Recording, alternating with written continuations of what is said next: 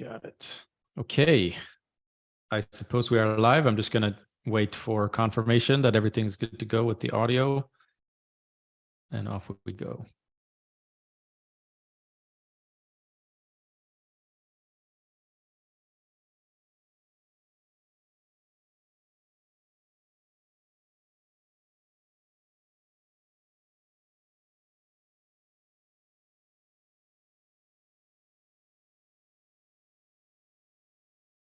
Okay. It looks like everything's good to go. Please let me know in the chat, everybody. Hello and welcome. Hope you're having a good Friday. My name is Robert. Going to get to know me a little bit better here today. And again, I'm just going to do a quick confirmation from everybody. Let me know in the live chat that you can hear me. And then we're going to kick things off. And today we're going to be talking about Web3 marketing. We're not going to be discussing tech. Anthony, thank you, sir. Audio is good. Good to hear. So again, hope everybody having a good Friday. Today we're going to be discussing Web3 marketing. I think that it's going to be useful for many of you, especially if you are, building a project, whether you're in the hackathon or not. And I will say that even people that watch this replay down the road that are not involved in the hackathon, this is not sort of hackathon specific content. We just decided that we wanted to do everything that we can to make sure that you guys are successful. And so obviously, the technical aspect is a massive part of it, but there are other things as well, such as marketing, as many of you already know. So who am I? My name is Robert. I'm in the marketing department at Venom. I also have a YouTube channel where I put out content like this. So for those of you who have seen it before, it's probably going to be a regurgitation, sort of a distilled version of some of the most important points when it comes to Web3 marketing. And I don't really have to, I think, do much more of an intro. We're going to go through the presentation, probably going to take me like 45 minutes or so. And if you have questions, you can put them in the chat. So I'm pulling up the chat on my phone as we go. And there's going to be Q&A at the end. So I'm probably not going to do Q&A sort of in the middle of it, but I will keep an eye on the chat here and there to see what's sort of coming up. But just know that there's Q&A at the end. So I would maybe prepare your questions and then put them in the chat towards the end. And then I will get to those. And now let's see if we can get this presentation going. Fantastic. So the first thing that we're going to be discussing today is how humans work. This is really the root of marketing, okay? And you'll understand better where this is coming from as we go. Then we're going to discuss how to turn people into diehard fans of your project. We're going to be discussing what branding and community really is. Keyword really, because there's, I think, a lot of misunderstanding around both branding and community. And then how to build one that people want to be involved in. That goes both for branding and for community. Then we're going to discuss how to figure out exactly what to say to get people to listen and how to get your initial traction. And who wants to learn? I'm not going to wait for a reply because there's a little bit of latency here with YouTube, but hopefully everybody who's shown up is ready to dive in. So the agenda for today is I want to discuss the difference between Web2 and Web3 marketing. I think the better you understand, let's say, the fundamentals of marketing, the better are you going to be at figuring out marketing-wise, how do I implement this in my project. And so as we discuss Web2 and Web3, you'll kind of see the difference and why, you don't see, brand new projects in Web2 that just come out of nowhere and go to several 100,000 Twitter followers in a couple of weeks. And there's a very, specific reason why that's not the case, which we're going to go into. Then we're going to discuss value, what that really is, and how to think about it. We're going to discuss the importance of having a vision for your project. As I mentioned, also, we're going to be discussing strong communities. What are they really built on? This is one of my favorite topics to discuss simply because I think community is a topic that gets thrown around a lot, sort of a term that gets thrown around a lot, but it is in many ways misunderstood or not understood at all. Usually when I hear people talk about communities, they don't actually get to the core of what makes a strong community. So I'm excited to share that with you. Then we got high value branding and positioning, magnetic messaging. So that's really about, saying things that people want to hear and getting them to pay attention. And then we're going to get a little practical at the end and kind of show you guys some ways to get that initial traction for your project. So without further ado, let's crack into Web2 versus Web3 marketing. So the first thing that we really have to understand, and this is not going to be rocket science, but I think sometimes you might know something, but you don't necessarily really know it until you sit down and think about it and have it explained to you. So at the end of the day, people largely act in their own self-interest, right? And so this is where, if we discuss the difference between Web 2 and Web 3, I briefly mentioned this idea before of, you don't see Web 2 projects coming out of the woodworks and reaching hundreds of thousands of followers in a short amount of time. And the reason for that is pretty simple. I come from the Web 2 world, and I used to run my own businesses in the Web 2 world. And if you think about most Web 2 businesses, and by the way, when I say Web 2, I'm really saying sort of anything that's not Web 3. So it's not just Web 2, it's also, businesses that don't necessarily have anything to do with the internet. But it's a simple way to, I suppose, compare them. And so what's going on here is that let's say you take the average small business that's not in Web 3. You're going to have one owner, two owners, three owners. And when you think about it, when that business succeeds, who is going to benefit from that? Well, it's going to be the owners, right? So again, one person, two people, three people, maybe. You have the same dynamic happening in Web 3. The difference is that a lot more people typically have skin in the game, especially if there are NFTs or fungible tokens involved, right? So what you have is, let's take I don't know, some recent meme coin like Memecoin or something like that. I don't know how many holders they have, but it's very likely they probably have tens of thousands of holders, right? So you have a situation where in the Web 2 world, you got one or two or three people who really, really care about the end result, who are evangelists for that business. And then you have, Web 3 projects where you have hundreds, thousands, tens of thousands, hundreds of thousands, or even millions of people who have a vested interest in the success of a project. So what happens is they all become evangelists. They go out there, word of mouth starts happening organically because people act in their own self-interest. And whether they are conscious of it or not, their self-interest is for the project to do well, because that means they're going to benefit from that, right? So there is no incentive for you to go out in the world and preach about the soap that you're using, right? Because if your friend buys that soap, it does nothing to you, right? And so that's kind of like the core of all of this, is that this is really the beauty too. And, from a marketing perspective, this is what, to me, as a marketing nerd, this is what's so exciting, is that you can rally up, tens of thousands of people to align with your mission and want to be part of it.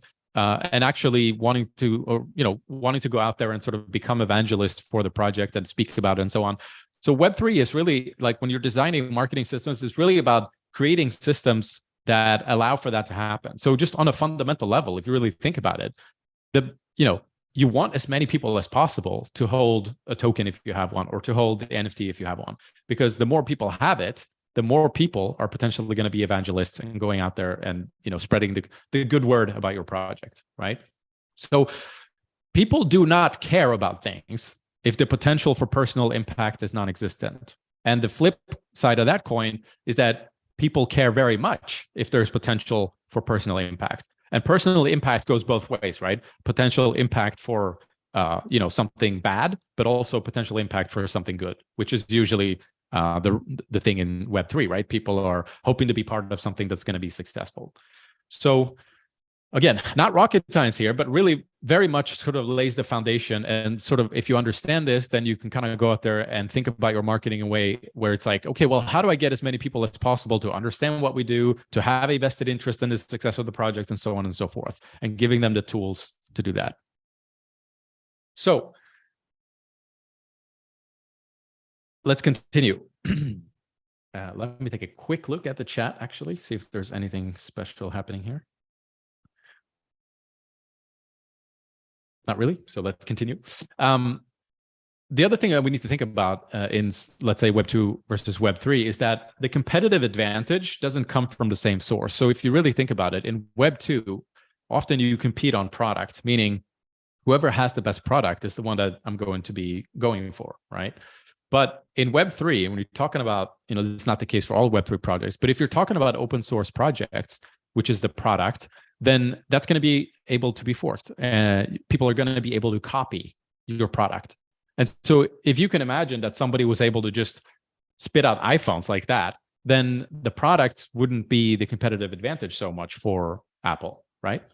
Now, in Web3, again, products can be forked. So to kind of put it at a fundamental level, you have to compete on things that are difficult to copy, right?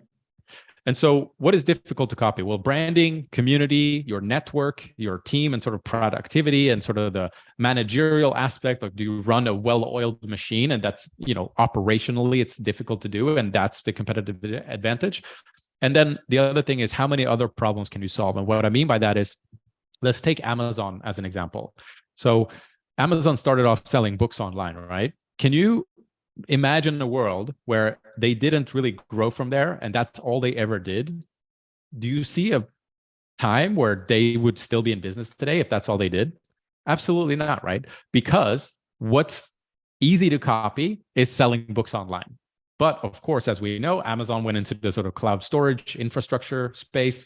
It's really a supply and logistics company. They're in the entertainment space with Amazon Prime, and so on and so forth. So what they did was they started to continue to solve other problems for their customers. And each time they did, they built a larger moat around their business, and it became more and more difficult to copy. So this is not necessarily sort of a marketing thing per se, but it is something that's useful to think about. So, if you're going to make it difficult to, let's say, put you out of business, you can't just rely on product alone, right? You have to have other things that help you build the moat. So again, branding and community are also those things. Like, let's say you build a really strong community, right? Even if somebody just copies your product, if you've got a strong community, they can't just copy that because that took a while to build, right? And so that's something that's also useful to think about. Moving on. What is value? For those who have seen my content before also know that this is another thing that I really like sharing, because I know that it typically resonates with people. Again, not necessarily rocket science, but once you break it down, I think it's very helpful to understand. So value sort of comes in two parts, right? So there's an intrinsic value in your project, and then there's a perceived value. So the intrinsic value is sort of, what is having this problem solved for me worth? So you're not taking anything else into consideration. Whereas perceived value sort of takes into consideration, what do other people think about this? And also, if you think about other, let's say, emotional things where maybe you associate a certain feeling with a product, that is also, the perceived feeling. So it's about the things that are outside of just what is solving this problem worth to me. So if you take having a car and getting you from A to B, well, the intrinsic value of that is, okay, well, the alternative would be jumping on a bicycle or walking. So it's worth X amount of dollars to me to be able to get there faster in a car with a roof over my head, right? And then perceived value would be like, oh, I've got, Andrew Tate's Bugatti, and now all of a sudden everybody's looking at me. I feel good about the car that I'm driving. I feel proud of all the hard work that I did to get into this position. That's sort of the perceived value, right? So this is another thing that, if you think about it, I think for simplicity's sake, you can think of the price of a token, right? So a token price is typically going to have both these components. And what's going on is that people are looking at these things.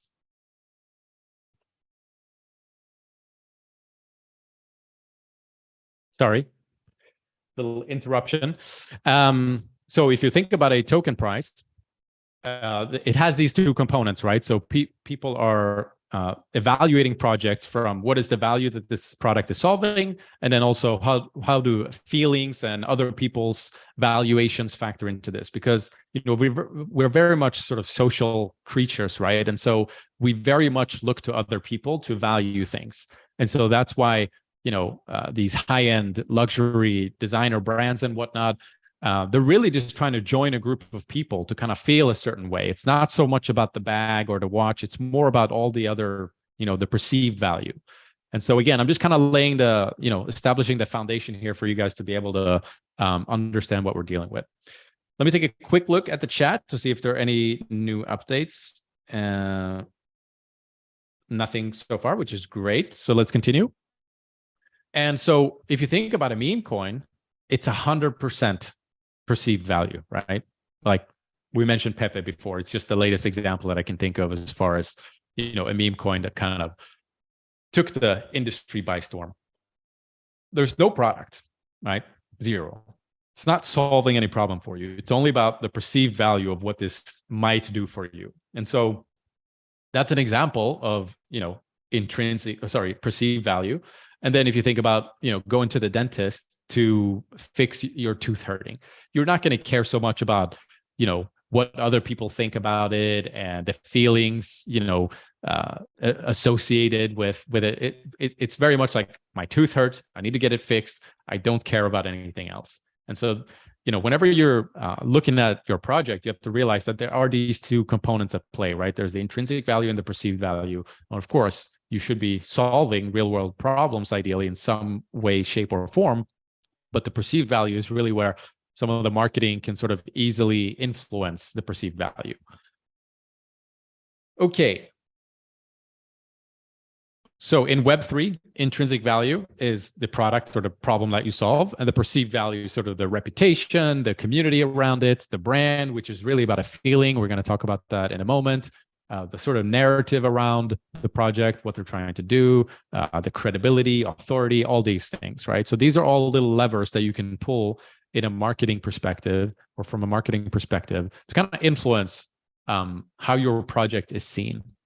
And one example that I've also given in the past in my videos is, the old Pepsi versus Coca-Cola comparison. So what's interesting about this is that when they do the blind taste tests, Pepsi typically wins. So that if you remove all the emotions out of it, then most people actually choose Pepsi because they think it is a better product.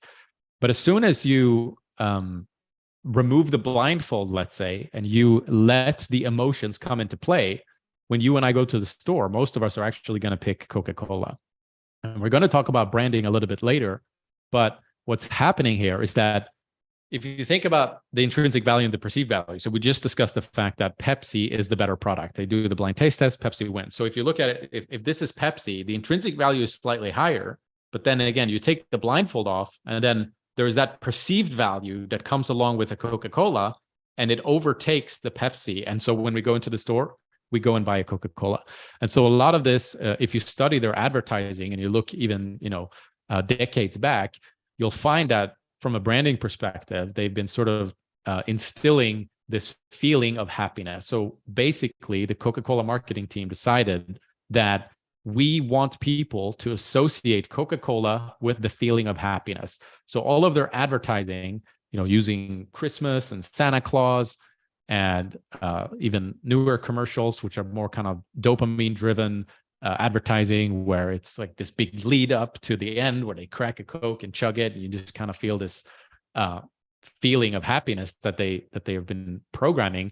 But it's just an example. It's an example, right, that illustrates what happens when they actually have a slightly inferior product, but then the perceived value kind of helps push you over the edge, and so you end up grabbing a Coca-Cola. I think that's fascinating, right? I'm a marketing nerd, like I said. So to me, that's really interesting. Like, why wouldn't we all go for the Pepsi if we all like the Pepsi better? Well, the marketing helps with that. Next up, I want to talk about project vision and the importance of that. So the reason you want a project vision is because, it helps people understand what you're trying to do. Most of us are too busy living our lives. Nobody's really walking around all day thinking about your project unless you've done an excellent job. But people don't have the time and the resources and the energy to sit down and look into everything that you're doing and learn about all the people on your team and whatnot. So you have this situation where they can only see what you're doing right now. And basically, whatever you're doing right now, to the average person, that's the extent to, of which you're going to succeed in their eyes. They don't have the time to sit down and try to think about what you could do in the future. No, they just look at what you have right now, and that's where it ends. And I can equate this to, real estate agents are typically going to be very wary of bringing, let's say, a potential client into a new production that's unfinished, right? So if the client walks into a construction zone that's going to turn into this amazing luxury apartment a couple of months down the road, that client is typically going to be very bad at standing in the middle of a construction zone and seeing the final picture, right? That's why you see a lot of these high-end, real estate developers and whatnot. They spend more and more and more money producing these high-end 3D renderings of what it's going to look like, because they want to make it very easy to see what this thing can look like in the future, right? So if you translate this into your a project in Web3, the reason you want to have a vision is it's the 3D rendering, right? It helps them understand what you're trying to do down the road. And it allows them to not just see what you're doing right now, but also see the potential in what you're trying to do. So if you don't have one, again, they're going to assume that whatever you're doing right now is as good as it gets. And so you've heard Venom start talking about a road to 1 billion users. This is really the mission that, or the vision really that we have, and the mission that we are on. And I know Microsoft, for example, used to have a very good vision, which was a computer on every desk in every home running Microsoft software. And you can see now how all of a sudden you can start to paint a picture in your head of what might happen in the future if they're successful with this vision, right? So very, very important stuff. Do not underestimate the power of a strong vision. And it's also, I don't want to say it's easy, because actually it took us also quite a bit of time to sit down and discuss all the different ideas to actually get to something concrete that you can easily communicate. But in the grand scheme of things, it is one of the easier things that you can do that's going to move the needle in terms of people looking at your project and going, hey, this is something I might want to pay attention to. Okay. Strong communities. Quick check for me in the chat, just see if any questions popped up. Again, we're going to be doing questions at the end. Yeah, looks all right. Let's continue. So strong communities.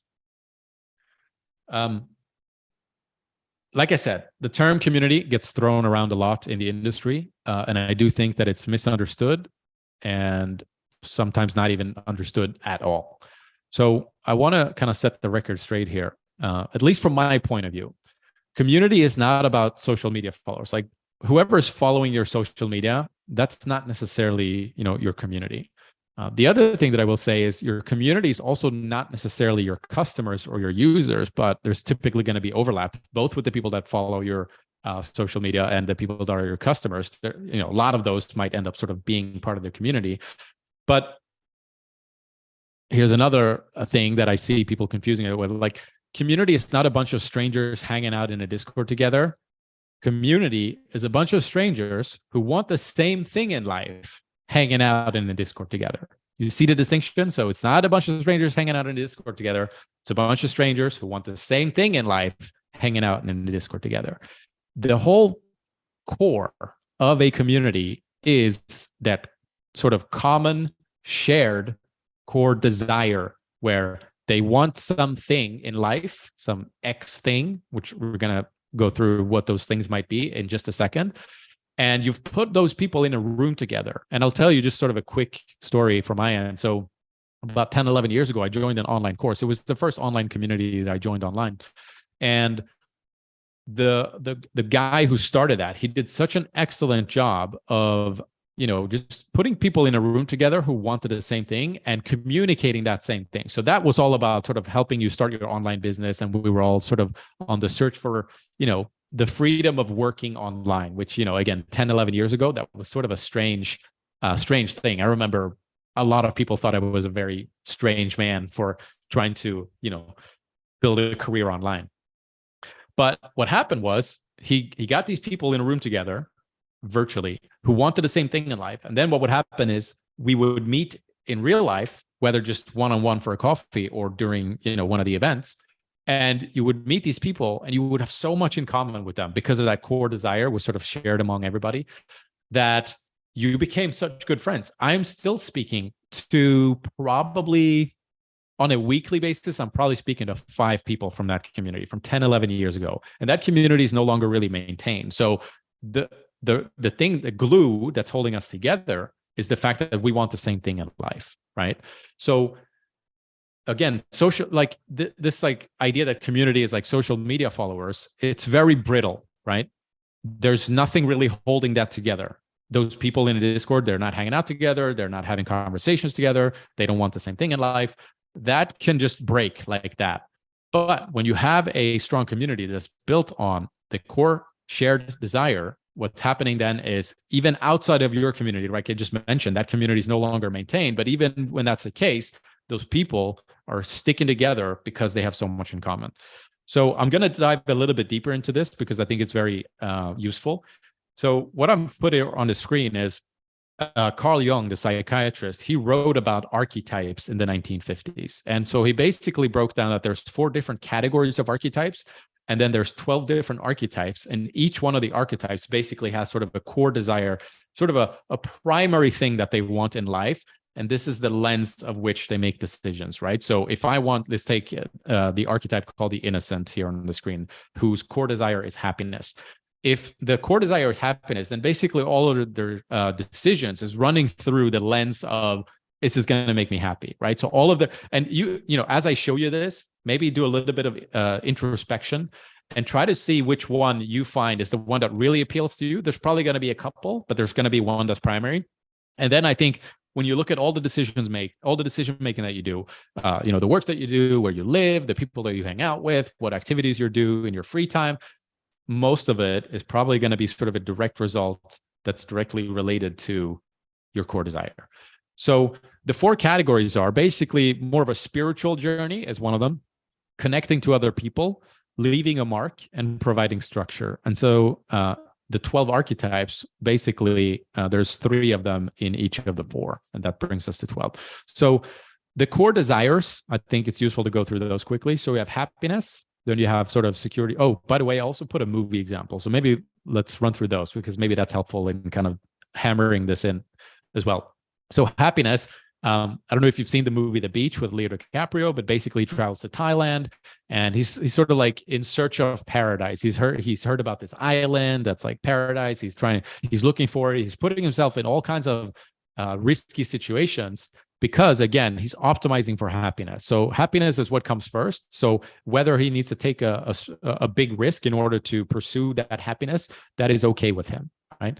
Then they have security and belonging. So if you've seen the movie Superbad with Jonah Hill and Michael Cera, their whole thing is about basically trying to fit into their high school with the cool kids, right? So they run everything through that lens, like all of their actions, you know, getting a fake ID to try to score some liquor, all of these things. They're just optimizing for how can we be part of the cool kids club? Let's put a big party. Let's do all these things, and so on and so forth. And this is very true. Like some people, this is what they optimize for.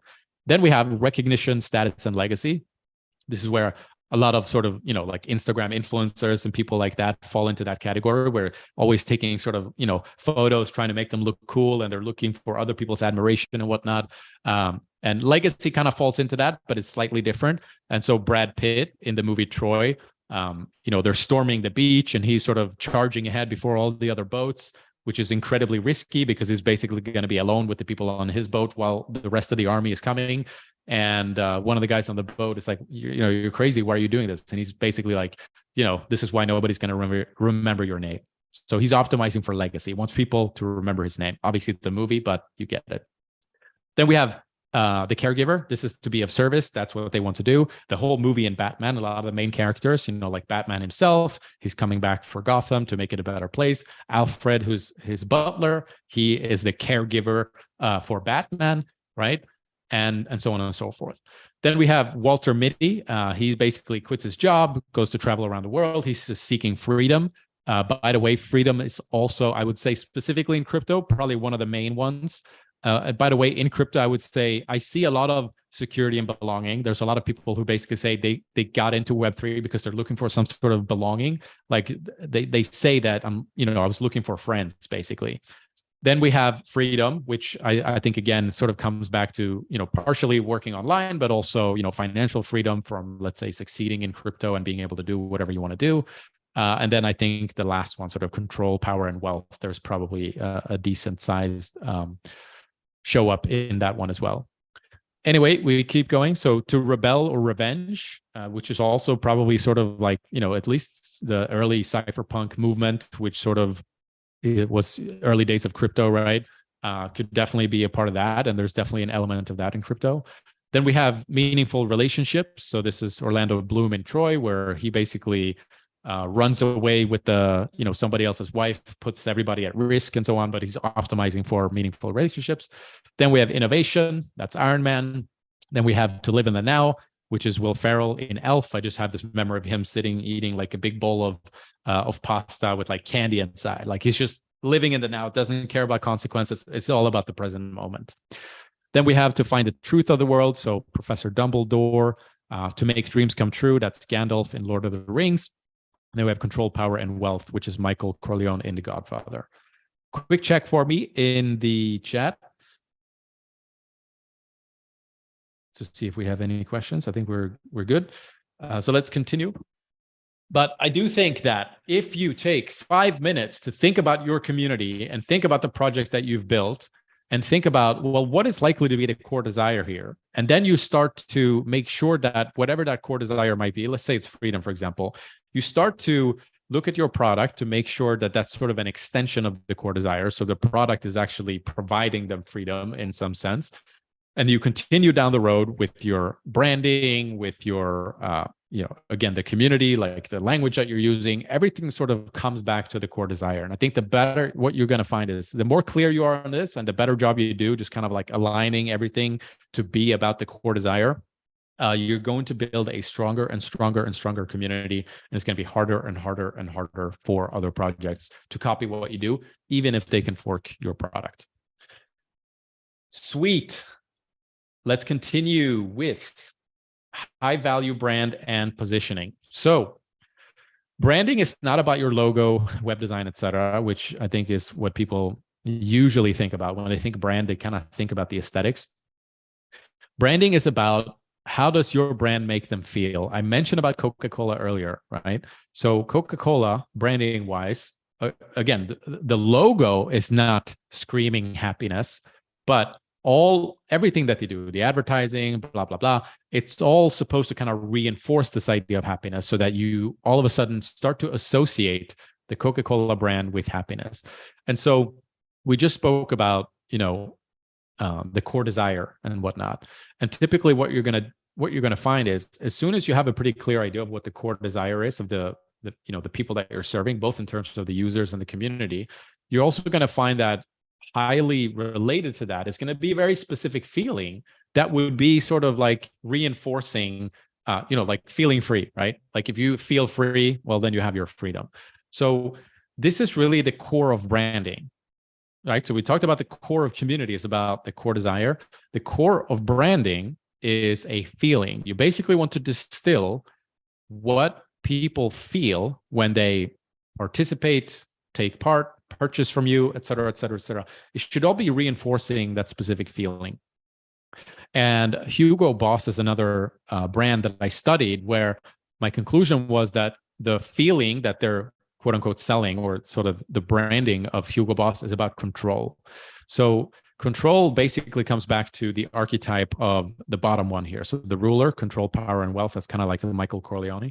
And if you look at all the advertising from Hugo Boss, obviously it's, these men dressed up in suits looking like bosses. And I remember one of their advertisements was 3 soccer guys in a locker room suited up. And it said something to the effect of, success isn't born, it's created. Which again is reinforcing this idea of control. If success was born, then you don't have control of the outcome. But if success is not born, it's something that you create on your own, you're in control of your own destiny, right? So that's the control, that's the feeling that they are reinforcing for that brand. And I heard another good quote. I don't have the person who said it, but this is another nice way to think about brands. People don't buy brands, they join them. So again, it's about wanting to partake in that feeling. It's not that I go out and buy a Rolex watch. It's that I want to have the feeling that I'm going to feel when I'm wearing the Rolex watch, and the feeling of, being part of that group of people, right? So it's very interesting, this stuff. So very useful, I think, to think about. So again, branding, it's not about the aesthetics, it's about a feeling, and then the aesthetics should usually sort of reinforce the feeling. Okay, let's continue with magnetic messaging. We've talked about the core desire, and now you maybe haven't taken the time to do it yet. Maybe you have a decent feel for what your audience wants, but if you run through this presentation again, think a little bit about it, you're going to know what your audience wants on a deeper level. Right? Not surface level, but on a deep level. This is the lens of which they run through all their decision making. Remember, you know what they want to feel. You've thought about that. You figured out the core desire. You figured out what is the feeling that's sort of reinforcing that. You know the problem that you solve. Obviously, that should be the first thing. And now I want you to put yourself in their shoes, and I want you to explain what you do, and then sort of imagine, you put yourself in their shoes and you listen to your own explanation, and you think about, how would that make me feel, right? So now you're this person, you know what they want, you know what they want to feel, and then you explain what you do to them. And does it actually resonate? We've talked about the idea that if there's no, potential for personal impact, they're not going to care, right? So in your explanation, you have to make sure that you know what they want, and you talk about in very, very simple terms, what it is that you do, so that they can realize the potential for personal impact. And it has to come back to the core desire, right? And this is actually something that I think is maybe the easiest fix that I see a lot of projects screw up in Web3, where they do a really poor job explaining what they do. And I don't want to bash on the developers here, but I find that developers, you guys are wired the way you are, which is why you're great at what you do. But what happens when developers try to explain what they do is it's often quite sort of technical, right? And it's not coming from this more, we've talked a lot of sort of emotions today. And so that's why I'm also telling you, like, hey, put yourself in their shoes, listen to your own explanation. How would that be received from you? So again, I see a lot of projects who really struggle to explain what they do in a way where people receive it and they see the potential for personal impact. That's the key component, right? And then I want to tell you a final thing here. I've done this a lot. I've tried all kinds of ways to learn more about my audience, to find out what is it that they want? What are the words that they're using? What is the thing that they're listening to? Which websites are they on? Like, how can I get to know them better, right? The better you know your customers, the easier it's going to be. The quickest shortcut to just make this super simple is to speak to them on a call like this, like on a Zoom call or something. Speak to 10 of your customers or your users for your community, and just start asking them questions like, hey, what do you want? You can start as open-ended as that. And I'll tell you a very specific example with metrics to back this up. So again, I mentioned I have a YouTube channel, right? So when I started putting out Web3 marketing content, it's quite broad, right? Web3 marketing, it is quite broad. And I didn't know my audience. So I just started broad. And then I started having people reach out to me because of the YouTube channel. So I started jumping on calls with people, just talking to them. After, I would say quite literally the 10th call, I had a realization, which was that I've now spoken to 10 people, and 8 of them have asked me for the more or less the exact same thing, which is crypto go-to-market strategies. In other words, how do I launch my project? How do I launch my Web3 project? So I took that information, right? Once I realized that, like immediately the next day, I put out another video and I put crypto go-to-market strategy in the title. Here's what happened. The first video that I put out, Web3 marketing or crypto marketing, which again was quite broad, it had a 5.6% click-through rate on YouTube. So that tells me, again, what's the potential for personal impact? Well, the click-through rate is telling me how good of a job I'm doing in terms of that, right? Because the higher the click-through rate, the more obviously the title is resonating with people and the more interested they are in what I have to say in this video. So 5.6%, which is not bad. It tells me that people are, X amount, there's X amount of interest in what I have to say. There's 5.6% amount of interest in what I have to say when it comes to crypto marketing. As soon as I had that realization, put out another video. I put crypto go-to-market strategy in the title. That video had 11.2% click-through rate, so almost double. In fact, it might have been exactly double now that I think about it. So you can see that, right? It's a very specific example that shows you the power of speaking to just 10 people and then kind of thinking back to, or maybe even putting notes down of like, hey, what did they tell me? What did they want? Where do they hang out? Just kind of learning more, kind of summarizing for yourself. What is it that we got out of this call? So when I had that realization, put out the video, immediately I saw the results. So you can imagine if every time you say something to your audience, whether it's a tweet or a Discord, you make a video like this, if you're getting twice as many people to pay attention, to show up, to listen, to come back, to take notes, et cetera, you can imagine over a long period of time, if you've had 1,000 touch points and you've had twice as many people show up for that, as opposed to half, the net result of that is going to be tremendous, right? So do not be afraid to speak to your customers. It is the biggest shortcut ever in getting better at marketing because you're going to hear directly from the horse's mouth. Fantastic. Let's go over some effective growth tactics. So we're just going to kind of blaze through this, but if we're talking about that 0 to 1, you're starting with nothing. There's a couple of tools out there that you can use. Zeely, formerly Web3. I believe it's zeely.xyz. And I think it's galxc.com potentially. You might want to double check that. But these are quest platforms, right? Where you can put up a quest, you can put up sort of prizes and things of that nature. And then people will go out there and they will do these quests, whether it's, follow your Twitter account, make a tweet about you, that sort of thing. It's one of those activities that can get you sort of a little bit of traction, right? Just to build up a foundation. Influencers can be very effective. Obviously, that's something you have to pay money for. I think content is one that I really like, that I think is, in my opinion, underutilized in Web3, because the beauty about content is that it can scale, meaning if you take the time to make one great video about your project that tells them everything that they need to know, you can actually amplify that with YouTube advertising, for example. It's very inexpensive.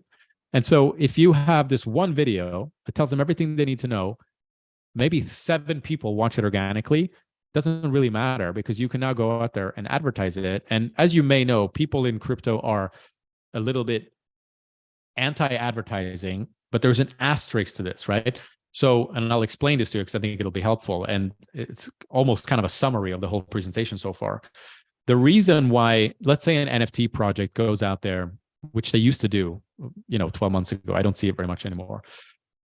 An NFT project, somebody makes a PFP collection, they run ads on Twitter, and the consensus from the people that see these ads is basically like, if your project is not cool enough to be seen and found and discovered on its own, then advertising is not going to help you, and I'm not going to pay attention, right? It has to be cool enough on its own, because you're lowering the perceived value of your project in their eyes because you had to put it in front of them without them finding out about it. Isn't that interesting?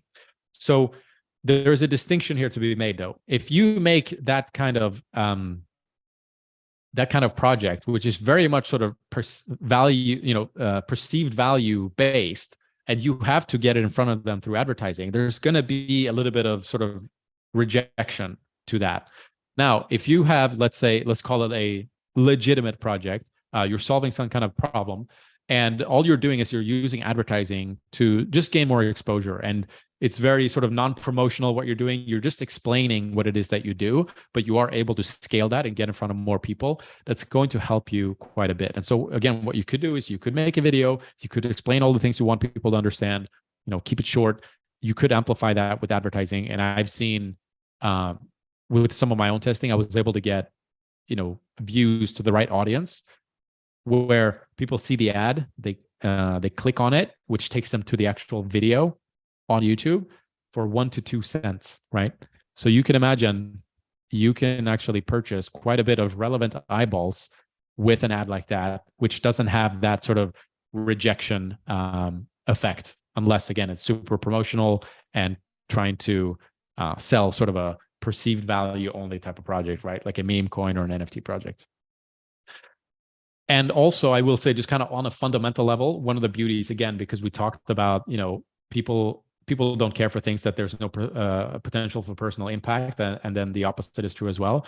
So what's happening is you have all these other projects in crypto that already have an audience that are actually, if aligned correctly, incentivized to go and partner with you and do co-marketing with you. And I think the best example of that is NFT project.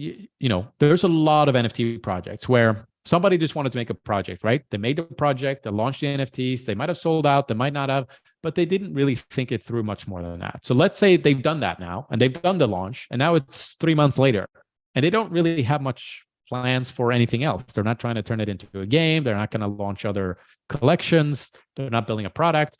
So now they have this audience that have paid for their NFTs, and they don't want to rug them. They're not bad people. So now they're in a situation where they're not offering any more value. And so this is where, again, it's incentive alignment is so important. So when you come to them, so let's pretend that you had an NFT project, just to kind of help illustrate this. You are brand new, so you don't necessarily have much to offer. But what you can tell them is, hey, we can give you 50 whitelist spots in exchange for co-marketing. So now what's happening is you're offering them something, which is the whitelist spots. They're offering you exposure to their community because they want to provide value to their community. And this is one of the ways that they do that. So now you have this situation where you are actually able to tap into existing audiences completely for free. You don't have to spend any money. You basically just need somebody, it's called a collab manager, who's going out there, reaching out to all of these projects and trying to make a deal happen, right? And I think that's a very, very underutilized thing, because I see it used in the NFT space a lot, but I think it could be used for all kinds of projects. And then in terms of, tapping into existing audiences, you can also think of launch pads and,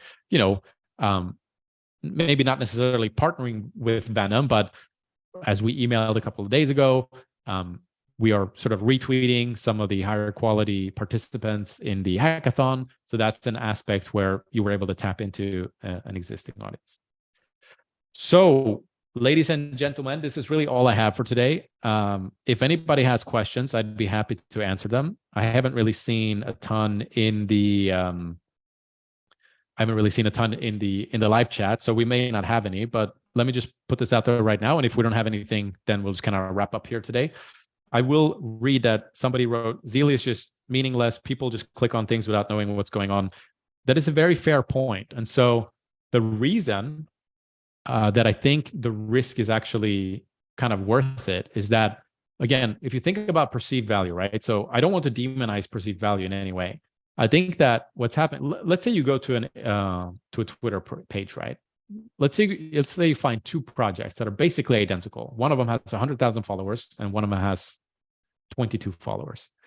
Again, because we are social creatures, what immediately happens in our heads is like we see the 100K one and we immediately, without being conscious of it, we think a lot of other people care about this. There's probably something here that I should be caring about as well.